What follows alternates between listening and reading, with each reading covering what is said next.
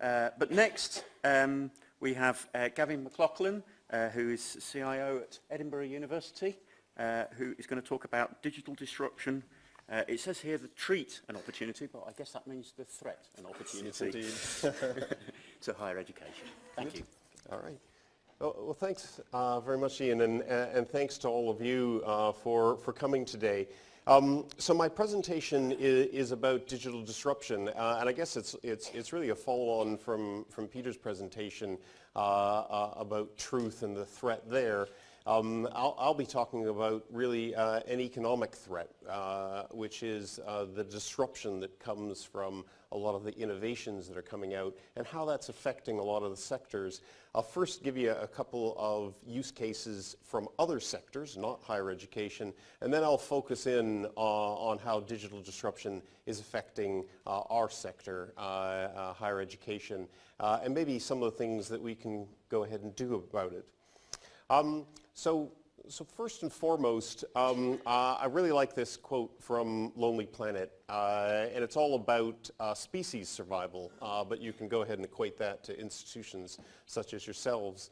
And again, it's not the strongest of the species that survives, nor the most intelligent that survives. It's the one that's most adaptable. And I don't think that's true in the animal world, and I think it's true in organizations and companies. So first case study that I'd like to talk about is two very well-known companies that many of us have dealt with. And of course, this is what used to be called the movie rental business. And in the movie rental business, there was one giant provider, and that was Blockbuster. They were everywhere. I think they were in over 100 countries. You saw them on every high street. And that was the way you got your videos. And they had an incredible business model. They were the Harvard and MITs of the movie rental business, unassailable, really. Netflix at the time was just a tiny competitor. They didn't have stores, but they competed through mail order movie rentals. And they had a lot of warehouses where they would go ahead and ship the films and CDs and DVDs through the mail. And the two competitors competed with each other. There are a number of other companies in the mix there. But something happened, obviously, and that was digital disruption. And in this particular case, it was a single tiny invention. And that is, and I believe it was a number of professors and institutes working on compression in video live streaming. And I believe it was the University of Tokyo was one of the areas that cracked this. And that technology was presented to the Blockbuster board and the Netflix board, and they had a very different reaction to it because they had very different statements about how they would run their companies.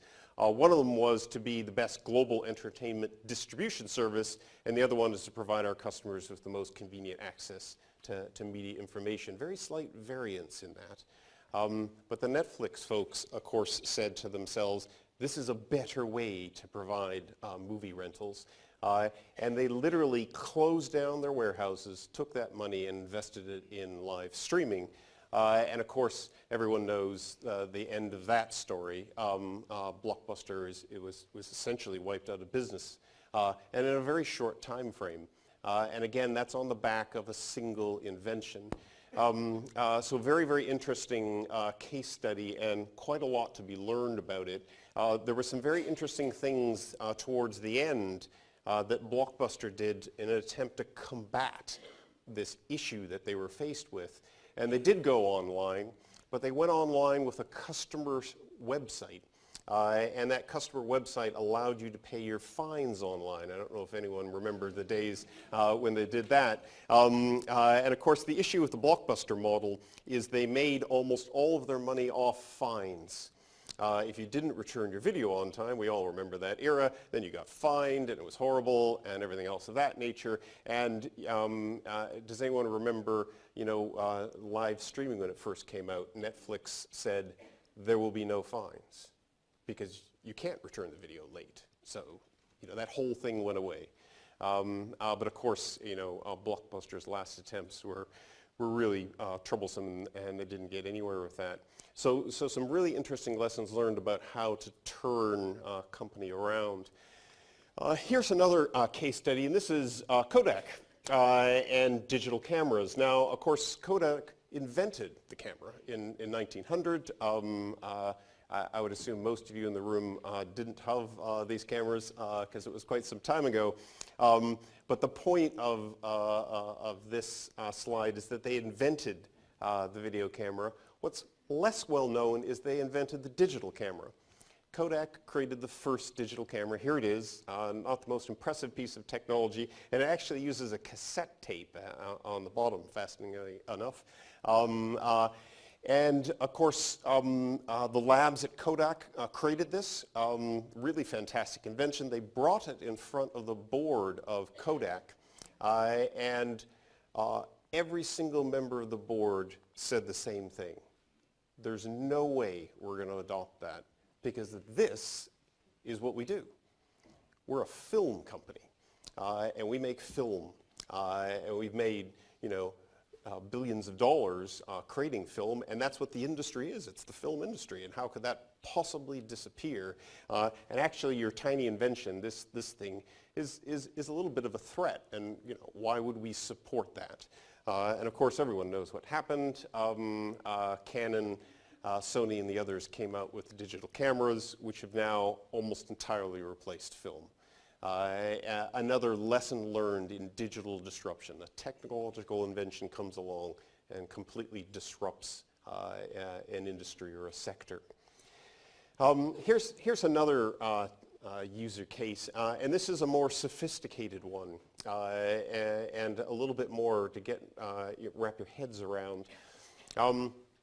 Here are two companies that used to be absolute leaders in the mobile phone industry. In fact, there was a time not too long ago where Nokia had about 47%, I'll say that again, 47% of the mobile phone sector.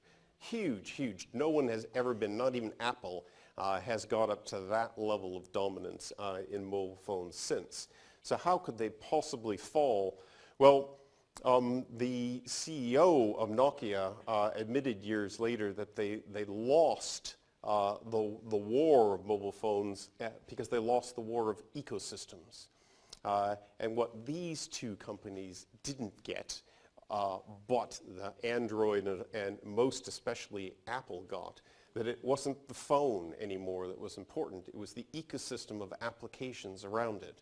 Now, very late in the game, RIM, which is a Canadian company, yay, I'm a Canadian as well, very unfortunately, very late in the game, discovered that they needed to start creating apps for the BlackBerry, but again, they just weren't there in time, because by the time they came in, there was literally tens of millions of apps available for Android and tens of millions of apps available for Apple's. And that's what the value of the platform was at that point. So it was an ecosystem battle on a very high level. And there's an example of digital disruption not favoring small companies. And we're seeing that in a number of other sectors as well. So this is one of the most fascinating slides I've come up. It's about a year out of date from Gartner. But what it does is it lists a bunch of sectors and kind of where they are on the e-commerce penetration curve. Now this isn't the whole area of digital disruption, but it's a chunk of it. And you can see software, almost 100% of software is provided online. You don't go into stores and buy it anymore. You can see computers and books. Obviously, consumer electronics, toys have just breached that 20% line. Now, what that dotted line there at 20% is there's an evolving economic theory, and I'm not an economist, I'm an IT professional, but supposedly the economists have come up with this theory that once you reach about 20%, only 20%, of particular products in a sector being sold online, you pass really sort of a Rubicon, and the amount of e-commerce accelerates at a very rapidly rate after that. And also what you do at 20%, if you think about it, you've eroded the profit margins of the physical stores so much that they start going out of business. And of course toys, you've seen Toys R Us going out of business recently. And then you can see apparel that really now has reached 20%, and you see a lot of clothing stores being knocked out. And that's why, that explains to you why you see those changes on our high street. Now, some very fascinating areas like footwear, the footwear sector, there's a sector that everyone said, a lot of people predicted wouldn't go online, but it's one of the fastest growing areas online. And interestingly, there's more men's footwear than women's footwear for whatever reason going online, but very, very accelerated there. And technology is enabling that to happen. Pets, those are physical pets, like cats and dogs being sold online. That's pet supplies, because as we all know, the pet sector is only about 1% sell the pet, and 99% sell the feed and collars and clothing and everything else you can imagine. And that's about reached the Rubicon as well.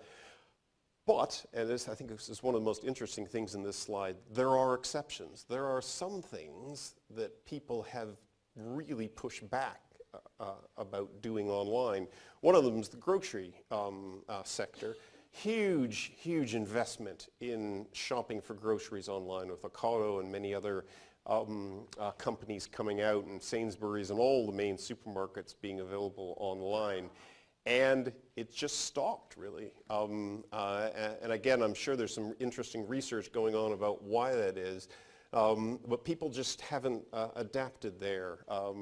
There's some suspicion that grocery shopping, even though most people say they hate it, people actually like it. It's something to do.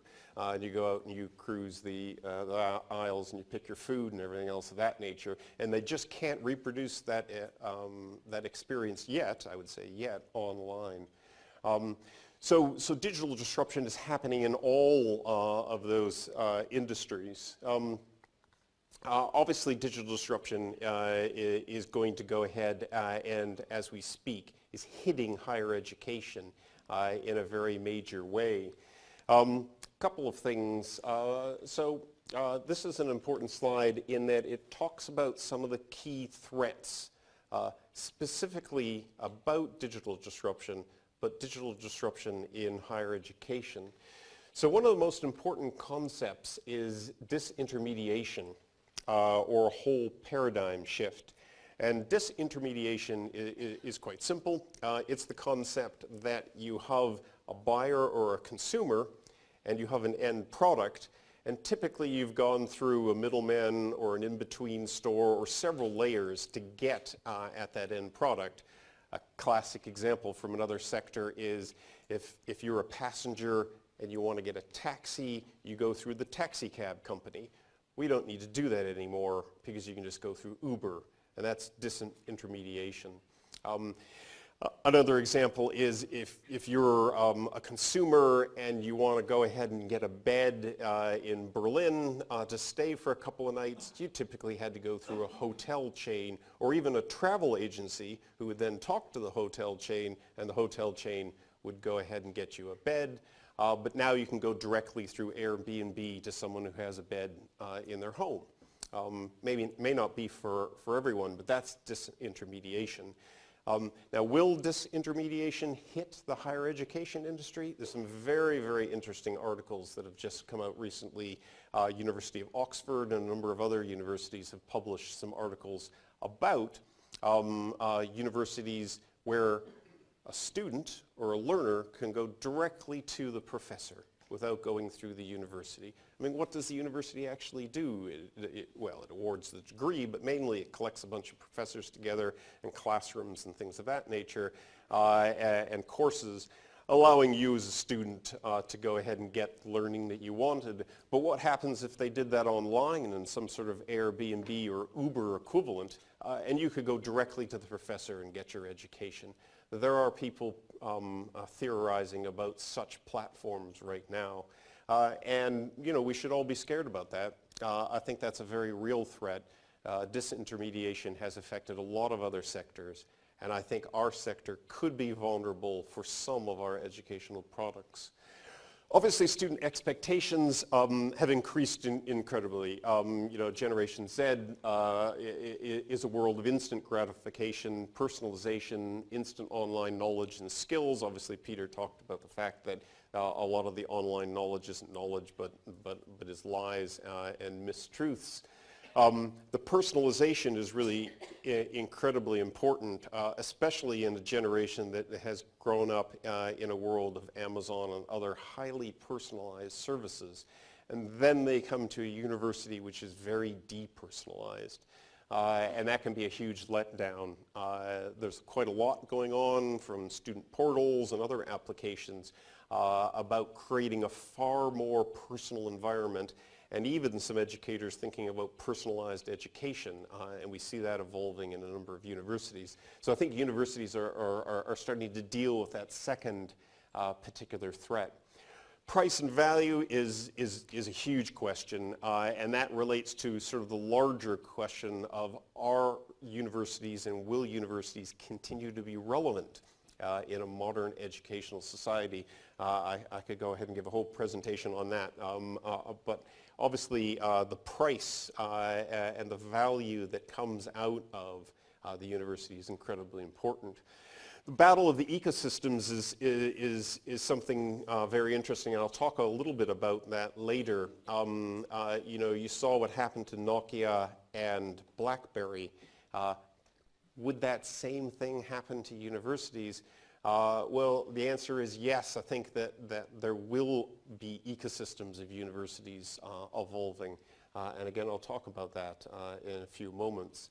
Also, the consolidation of very large competitors. You take a look at global educational platforms like Coursera or edX. These are organizations, through the cooperation of hundreds of universities that partner with them, including my own university, and probably many of yourselves, that have tens of millions of students.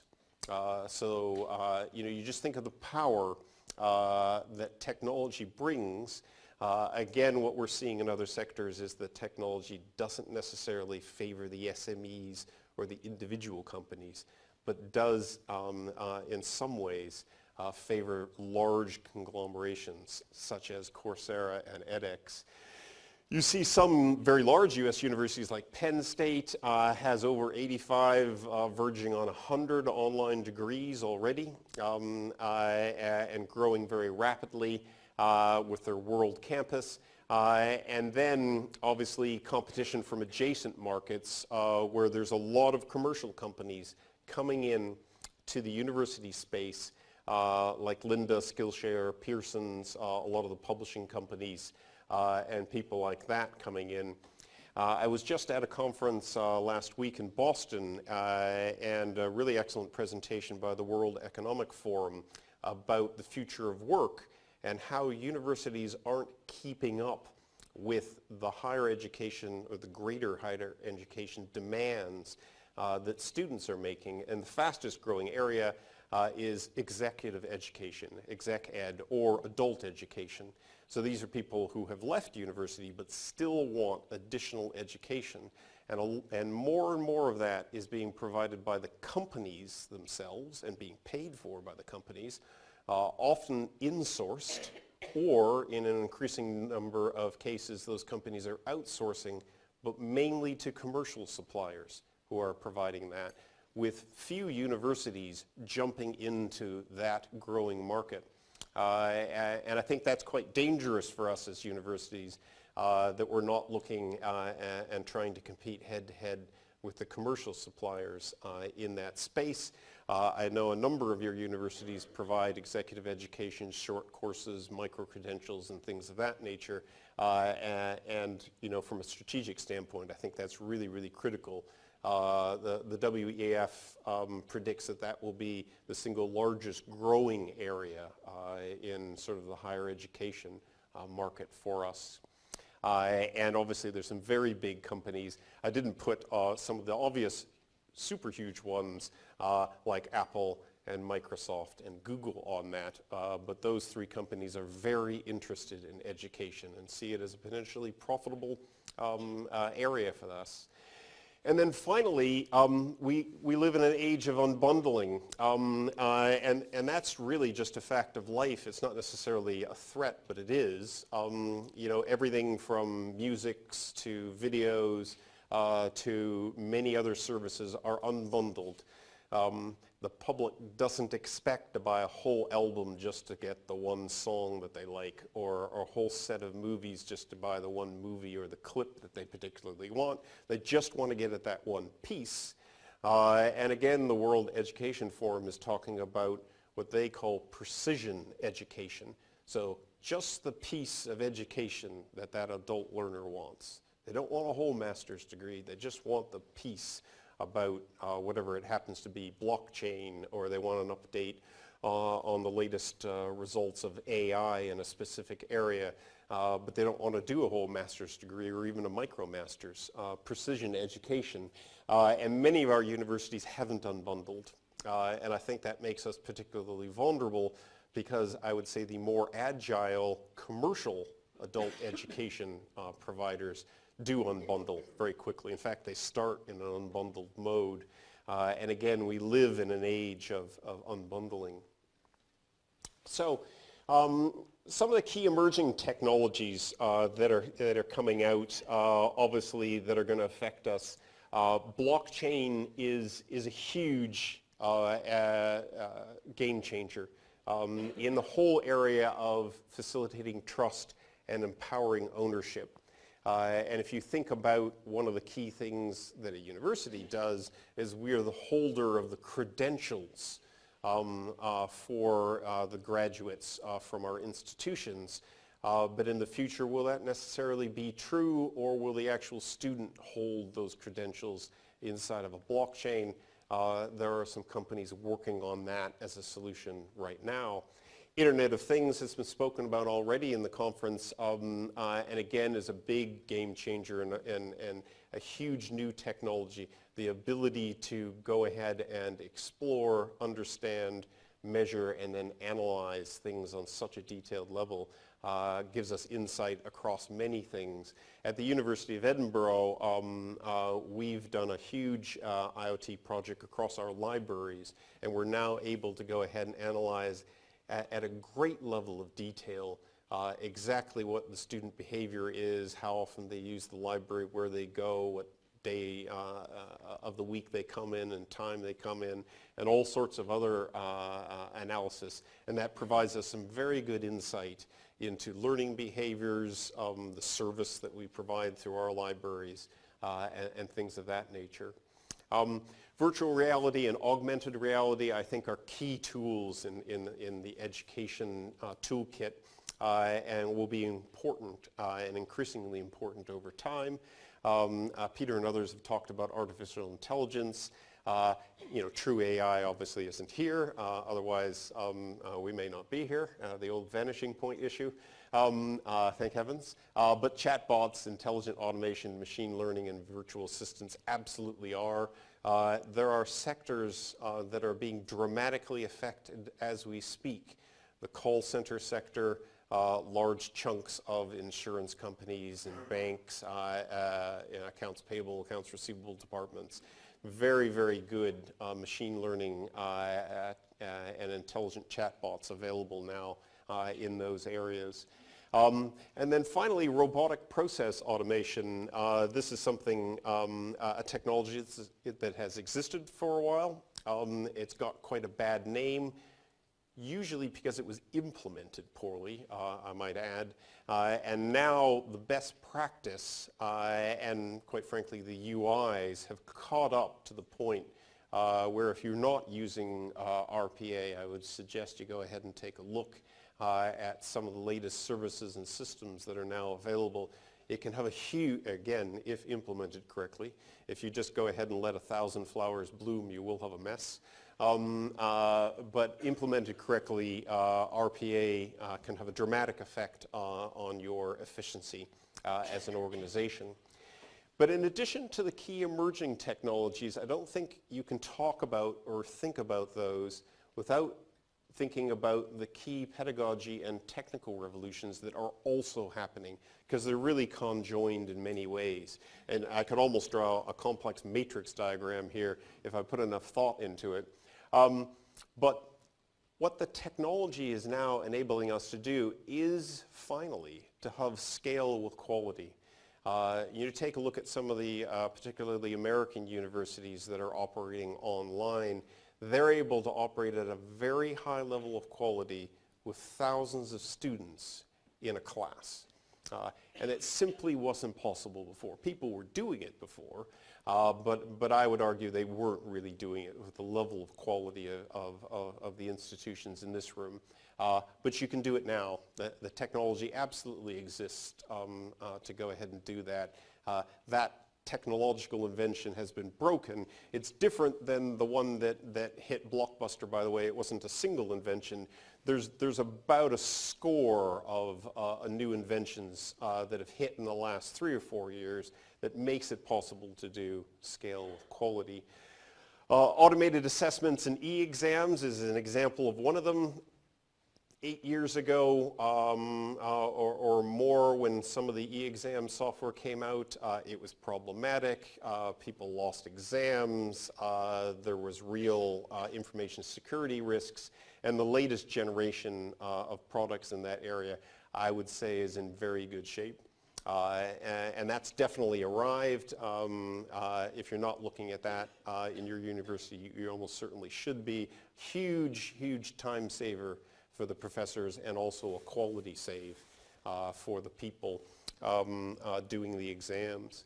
Lecture recording and what I would call the total virtual learning environment, very, very important technologies. And there's a whole pedagogy wrap around these things as well now, as the professors are discovering the huge value and the students are discovering the huge value that come with these new learning technologies. The VLE, in my opinion, is not even close to being dead. I think there's quite a lot of evolvement going on in that space. Obviously, learning analytics is a very interesting one. Typically, learning analytics started as a way of making sure we kept our retention rates in our universities up. But most of us don't face large retention problems in our universities. And learning analytics hasn't really caught on in the UK as it has in the US and some other countries. But people are now learning that learning analytics brings a lot of other value other than just being able to go ahead and measure and help do interventions in terms of making sure that students don't leave the university, that it can absolutely increase learning outcomes. There's a lot of good literature out there about learning analytics, and I encourage you to go ahead and take a look at that. And some very good systems that have been developed, including some for the UK. Personalized education. I talked before about one of the big technological threats was the personalization that has come, especially in the last 5 or 10 years. It is now possible to go ahead and personalize education. And one example of a technology in that space is adaptive learning. There's a number of companies. There's one called Cogbooks in Edinburgh, but there's many others that are leaders in this space. It's early days, and it requires quite a lot of work to go ahead and personalize a class. But effectively what adaptive learning does is you put your learning material into these adaptive learning engines, and it allows the student to go ahead and map a unique course and be guided through a unique course through the material, including skipping over material that they already know, because there's nothing more annoying for a student than having to sit through a whole bunch of material that they already know, because they'll just get bored and start to become disassociated with the class. And adaptive learning is a very promising technology in that space. I think that there's some evolvement and maturity that needs to happen to make that happen. And then finally, anytime learning is an absolutely key technical revolution. Another very interesting thing that the World Economic Forum has seen and many others have seen is a merging of work and education and personal time and education, and the lines there become very, very blurred. And the reality is people want to learn anytime, 24 hours a day, when they choose to learn. And that's not necessarily a fixed classroom time. And so you've got online education and other methods, including digital content, perhaps used for blended learning or flipped classrooms, that allow you to go ahead and give this to your students. These are two examples of what's already happening in higher education. You've got the University of Illinois Urbana-Champaign launched their iMBA program about 3 years ago. And they now, actually I think in 2018 they have almost 3,000 students in that program. That's an online MBA program. Nothing new there. There are thousands of online MBA programs, but this one has, about 3,000 students in every class with very, very high quality. And they've been a bit of a pioneer in this space, but a lot of other business schools obviously looking at what they're doing, and a number of business schools now launching at-scale programs of their own. Georgia Institute of Technology is one of the big leaders. They have the largest online master's degree in computer science, and their current class is almost the same size as 2017, is just under 10,000 students. So you just think about that, and this is a one-year online master's degree. Now it's a fascinating story. I met with and spoke quite extensively with a number of people from Georgia Tech, including Z. Galil, who was the Dean of Computer Science and founded this program. And it's a very interesting story about how they started this. They started with a problem at Georgia Tech, and that was that they always got, see if this rings true with you, a lot more applications than they had seats.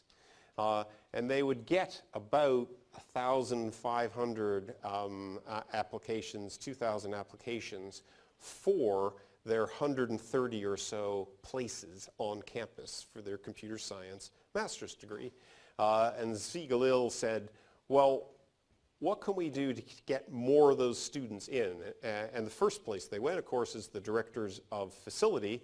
And he asked his director of facility, what can I do? And the director of facility said, I could double the size of the building, so you could take 240 students.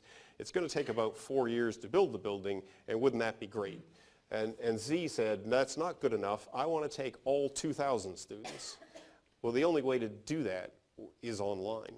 You just couldn't do that through a physical facility. And that's the premise that kicked this off. And they did kick it off, and they took almost all 2,000 students in that first year. Real huge, huge success. They've now launched 2 more large-scale master's degree programs, one in data analytics, and there's about 1,500 students in that first class, and another one in cybersecurity, no shocking surprise there. And I think they had about 800 applicants to that online master's degree. Hugely profitable, by the way, and they're making a real success of it, and a real inspiration to other people that it absolutely is possible to go ahead and do this with quality. Their student satisfaction levels are very high. So what does this all mean for the future of universities? And again, I'm distilling a number of very interesting papers. There's quite a lot of extra reading that I could direct you to. Does it mean completely digital universities without a physical campus? Absolutely. Open university and those kind of things. I think there will be a number of digital universities popping up, especially with the new UK regulations that make it easier for new degree awarding bodies to be started in the UK. Hybrid universities already exist where some of the program is online and some of the program is on campus.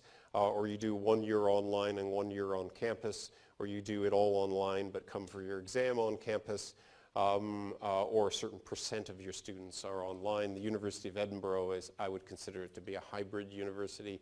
We have a large student body that's online, and we operate a number of different courses, including an online surgery degree, where of course we bring the students in for the final exam so they can physically demonstrate their talent, because that would be very difficult at this point to do online.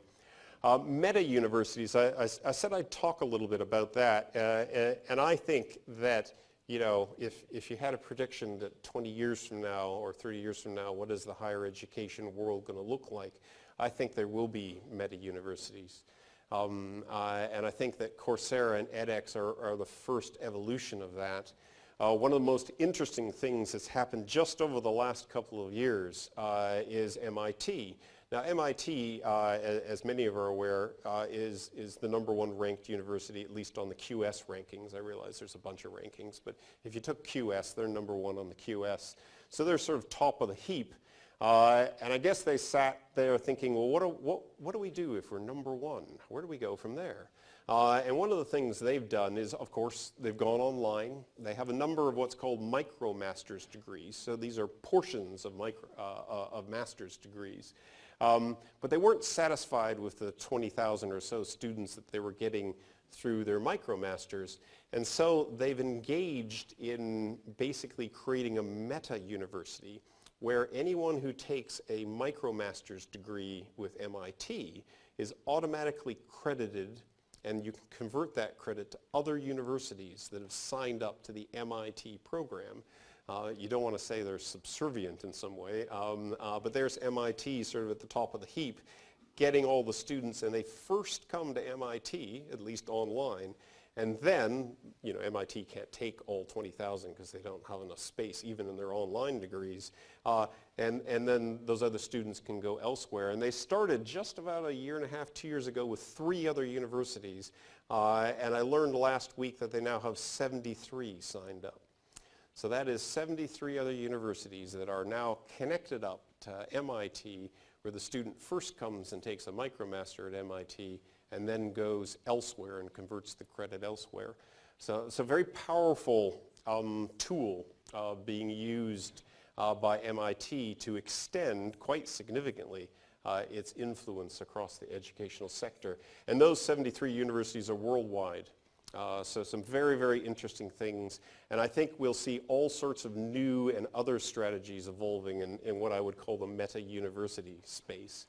So disintermediation resulting in direct engagement of scholar and educator, absolutely. There are a number of startup companies looking at creating these kind of platforms right now. Is it too early? Who knows? But I think there's some very interesting things going on in that space. And then finally, what is the size of the greater higher education market? I think that that's something very important to look at. If you take a look at the size of the HE market in the UK, don't quote me on the figures, but I believe it's about 2.7 million new students. That includes UK and international students coming from abroad each year coming into higher education. Huge industry for the UK and one of our most important sectors. Let's make sure that Brexit doesn't mess it all up. But when you look at the greater higher education market, how much bigger is that? Well, no one really knows. You know, Georgia Tech thought that they would get about 1,500 or 2,000 students every year, and now they're getting 10,000. So they miscalculated, obviously a good miscalculation because they've been pleasantly surprised by the size.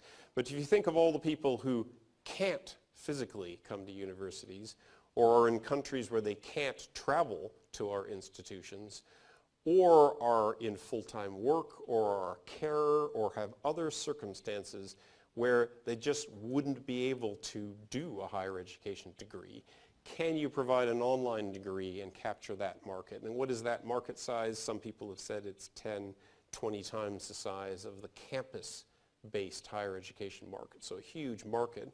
And then if you talk about all of those people who never even considered, so that's just 10 or 20 times the size of the market for the people who wanted to come to university but then simply weren't able to. But they wanted to come to university.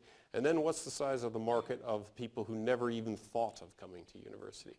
As we know, the majority of the population in the UK and the vast majority of the population in many other countries never even consider coming to university. But if you made the barrier to getting a degree so small, and it was so easy to go ahead and do because it's all online in a very easy way, how big is that market? And maybe that starts to address in one way some of Peter's questions about having an intelligent society. So some very interesting things in that space. So one answer, and let's get a little bit more specific here, that we've come up at the University of Edinburgh is the digital education ecosystem. And this is a concept, but far more than a concept. It's a series of infrastructure and projects that we've come up with to deal with a lot of the issues that I've spoken about and a lot of the opportunities. It combines blended learning, so a very important part is our on-campus students. We have about 43,000 students on campus, but we want to give them a blended education, a very rich digital education, even if they're on campus, with many opportunities for them to take online courses whenever and wherever they want to. We have online what we call small masters, which are sort of more boutique master courses taught in the traditional way that we do on campus with high contact hours between the students and the professors and the TAs. And those are very successful. We have about 80 of those now at the University of Edinburgh. And we consider those a big success. And they fill a particular niche. We are just in the process of launching our distance learning at scale program, and that will be very similar to what Georgia Tech, Illinois, and a number of other pioneers in that space have done. And these will be master's degrees, but offered at very large scale. There will be obviously less contact hours between the student and the professor, but we will make heavy use of a lot of modern technology, including academic blogging, other automated marking and e-exam software, and many other technologies to enable a very high quality experience for the student. And very importantly, we sell that as a very different product. We're very transparent, and the other universities that have been successful in this space are very transparent that it is a different educational product, typically priced lower than an on-campus or what I would call a boutique or a small master's course, because you don't get as much contact hours, but there is a large market for it. We use MOOCs quite extensively, and we consider that to be a key portion, that free education, free taster courses, free dissemination of knowledge, very critical to us as a university and as a charity, and a key component in our over digital education ecosystem. And then finally, digital skills. I almost left the most important one for last, and that is the non-credit bearing learning. And we see a steady increase in non-credit bearing learning amongst our students, including our on-campus students. And our digital skills program is growing by leaps and bounds, a very, very important part of education to students. Obviously we have a tight focus on a few large opportunities and some fundamental changes in thinking in such areas as pedagogy, assessment, marketing, pricing, digitization, and things of that nature. But what I want to do is really go over this slide to show you how some of the different components in that digital education ecosystem fit together and what we're doing. And there's a number of other universities like MIT that have a very similar funnel model. So we offer a number of MOOCs, including some targeted MOOCs that are a small taster course of one of our planned MicroMasters. That allows the student to take a free taster at no sort of threat to them. They don't need to pay anything, and it's a small time commitment. If they like the quality of what they see, if the course material interests them, then of course we put an ad at the end of that for them to go ahead and take a MicroMasters, which is a portion of an online master's degree, about 30 credits.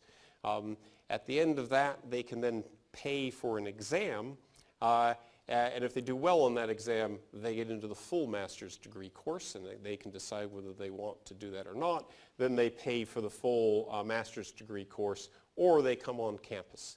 And so what that is it allows us to go ahead and have students enter into the educational area, in this case, master's degree, in a very gradual way.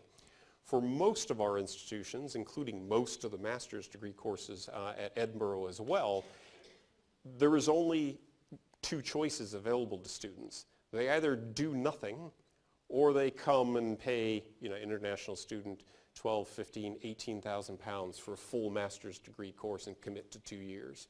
So nothing or 2 years, nothing or 15,000 pounds. That's a big barrier, and this allows students to go ahead and try things out. So that's part of the overall strategy. So really, I thought at the end of the talk I'd talk a little bit about what's happening in corporate systems, particularly around digital disruption and those kind of areas, and some of my key thoughts as a CIO, because I think there's a lot of things happening in your specific area that you're covering. So first of all, there's the rise of SaaS. Software as a service is a huge thing, really big benefits, really big dangers. The University of Edinburgh is using quite a lot of SaaS and will be using more, but I don't think it should be used in every case. I think there's a bit of a runaway in the industry right now of everyone running towards SaaS. I think you need to be very, very wary of the vendor lock-in. And I think you need to have a strategy about how you can exit from any SaaS contract. If you don't have an exit plan, you probably shouldn't go into SaaS. That's probably the biggest risk, especially losing the knowledge, IP, and the skills that you have in-house. If you completely lose that knowledge, then you're trapped in the SaaS world, and you're at the mercy of the SaaS vendor or vendors. There's a real push for efficiency and effectiveness, including proof. Obviously, we're being asked by the UK and Scottish governments to be able to prove that we're effective and efficient as universities. 24/7 is becoming the norm. How are you organizing yourselves to be able to support that? There's some nifty outsourcing opportunities available now, or sharing opportunities to help solve that particular area. There is a rise in importance of UX. Even though we're buying or renting, or in case of software as a service, just getting a service, the area of user experience, UX, has now reached a level of maturity that it's really a must. It's so important, the UI, to many users, that I think we need to be looking at how we go ahead and do the user interfaces. And if you don't have a UX capability, even if it's only half a person or something of that nature, I think you should be seriously considering what you're doing in the UX space.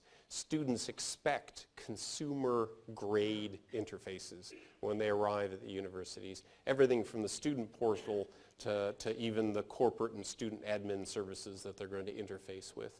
And UX is the answer to that. A lot of really good best practice, and it's matured as a profession over the last 10 years and is quite professional now.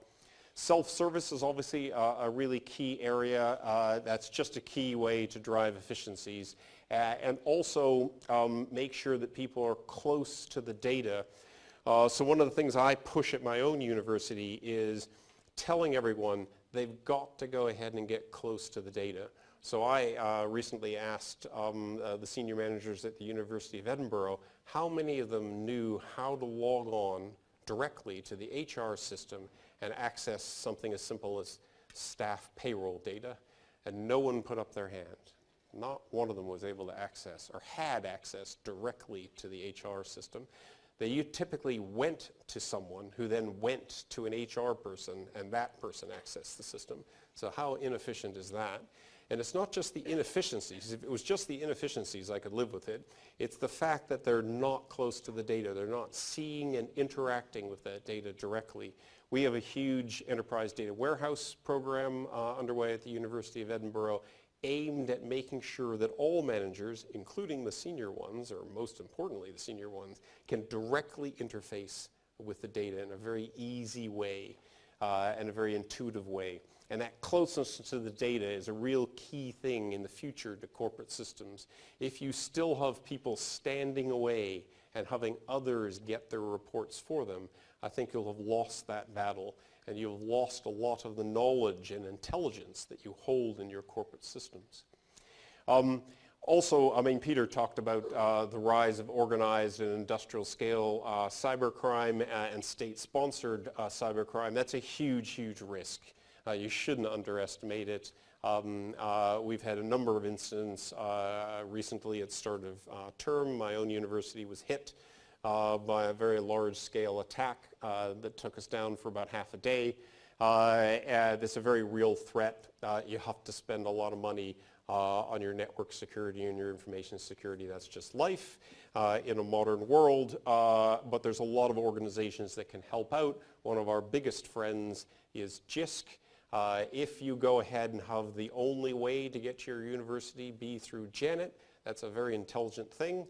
In my opinion, I do the same thing at the University of Edinburgh. That's the only path in, and JISC are real professional in helping to protect us against some of these larger scale attacks and many other things. They're real friends in that particular area. Some words of advice in an unsure and unsafe world. Number one, own and control your own identity and access management. There are vendors there that want you to outsource that. My personal opinion, my strategy is don't do that.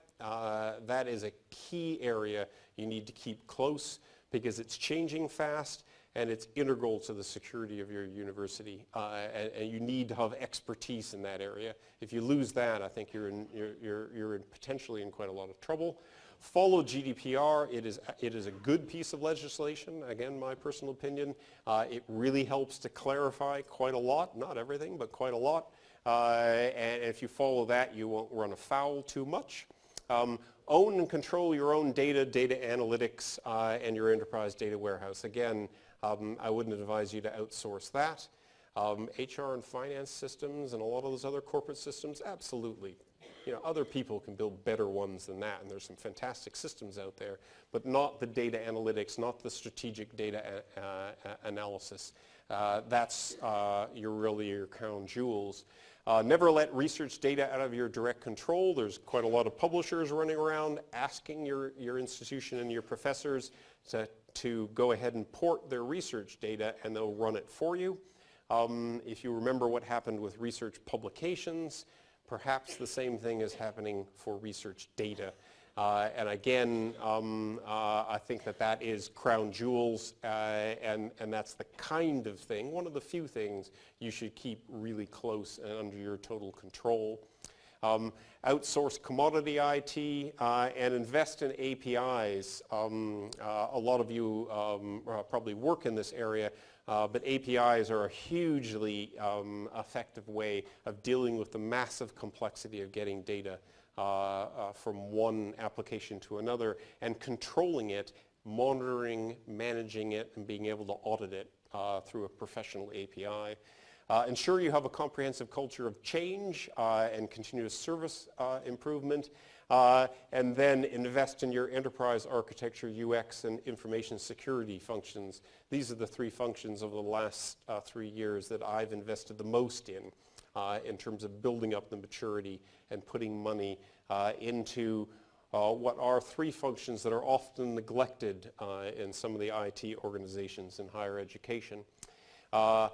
Train your staff to be data scientists. I have love your legal team. You know, when you sign those SaaS contracts, your best friend is your own legal team. They used to be those really difficult people that caused you grief. But now they're your best friend. I talked before about embracing JISC. Absolutely a good idea. And in transformations, I would advise that org change, process and policy work should be done first and then choose the system.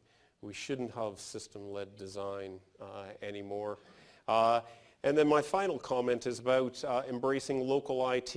I think that one of the huge strengths of higher education is the proliferation we have of subject-specific or school or departmental specific or local IT. And there's a huge strength there to go ahead and have them experiment with what is a huge proliferation of IT, especially in educational technology. There's just thousands of applications out there. How could you possibly have time to investigate them all? But with local IT, you can spread your wings and have more capability to take a look at things like that.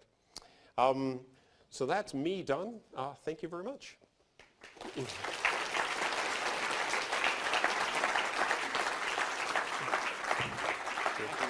I don't know if we have time for questions. Do we have any questions? We probably just have time for one question. No, everybody wants lunch.